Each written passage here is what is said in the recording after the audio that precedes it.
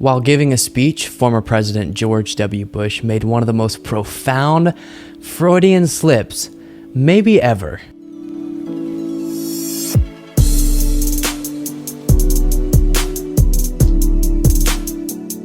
So George W. Bush was giving a speech in Dallas, and first of all, what are you doing, George? Why? No one wants to hear from you. Go back to whatever rock you were under. I honestly don't know who's like, you know who I would really like to hear from right now?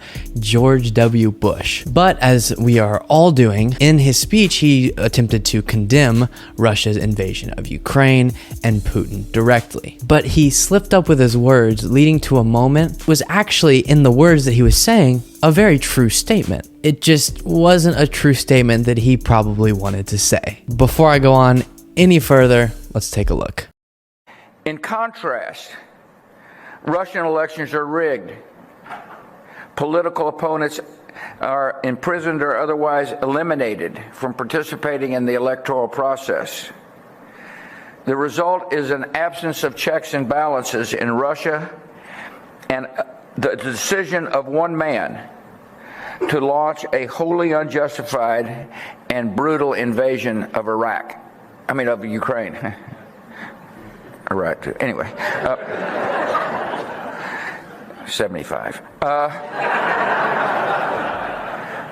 The decision of one man to launch a wholly unjustified and brutal invasion of Iraq. And as you saw, he meant to say Ukraine, but that sentence applies perfectly to what he did in Iraq. Completely unjustified and brutal. And the really weird moment was when he said Iraq too. Like, that revealed that he is 100% living with the fact that he invaded a country on false pretenses and led to the deaths of hundreds of thousands of people, hundreds of thousands of civilians, all based on something that was shown to be a lie and people within his administration knew was a lie. But clearly, somewhere in that brain of his, there's a constant nagging of that decision he made, and it popped out right there because Ukraine and Iraq, those aren't something that mix up whenever you're talking. And so there's definitely something deep down that keeps at him. And in that moment, whenever the sentence came out of his mouth, wholly unjustified and brutal invasion of, his heart did the rest, Iraq, because he knows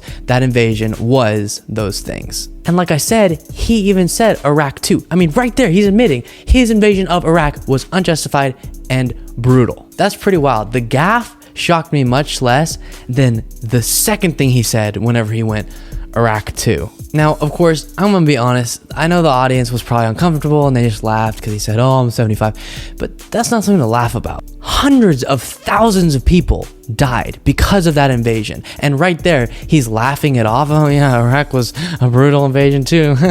No, and it drives me insane, the fact that he was not held accountable and no one in his administration was held accountable for the lies that they told and the damage that they caused. And in the context of Russia's invasion of Ukraine, do you know how terrible of a feeling it is to criticize another nation for invading a sovereign country and realizing, oh wait, your country has done that before too. Now, of course, there's tons of characteristical differences, and I do definitely disagree with the people who are like, hey, we can't criticize Putin because we've invaded a country before too.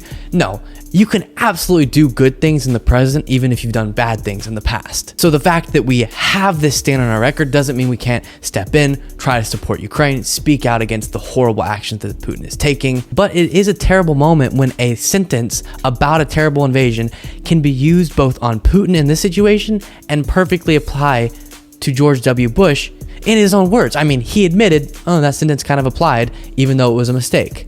And how much more of a morally grounded place would we be in as the United States in this current conflict if we didn't have this bad record? If we could speak out against Putin's actions as a country that is led by example for our entire... But we can't do that, as George W. Bush admitted. So as far as Freudian slips go, you don't get much worse than that. And it wasn't just somebody who interchanged those two words and everyone went, wow, that's kind of awkward. It was George W. Bush. And I cannot tell you how upsetting it is that he can stand on stage, say that, make the mistake, and then go, well, that sentence does apply to Iraq, so it was a brutal, unjustified invasion of a country. Laugh at it, the crowd will laugh along, and no consequences are going to happen. And by that, I mean not because he said it, but because he did it. He did that unjustified, brutal invasion of a country, and he's not going to be held accountable. He wasn't held accountable, and he's not going to be held accountable in the future, and nobody who made that happen is going to be held accountable. It's so sad. There's no justice for all of those civilians in Iraq who died needlessly, and all of the American soldiers, thousands of American soldiers who needlessly died in that conflict. And for him, obviously, again, I understand people laugh when it's an awkward moment, but it's a laughing matter, and the crowd laughed along. It's not, though. It's not at all. But as long as we get nothing else, at least we can know that clearly that's one of his demons, and it's driving him crazy because his mind forced him to switch out those two words. Super quickly before you go, two quick things. I just started a Twitter, so please go follow me there at Luke P. Beasley. That's Luke P. Beasley on Twitter. It'll be in the description box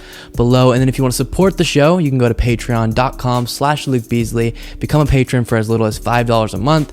And with that, you'll get an extra bonus show once a week, 30 minutes to an hour of extra content, just kind of as a thank you to each one of you guys who supports the show.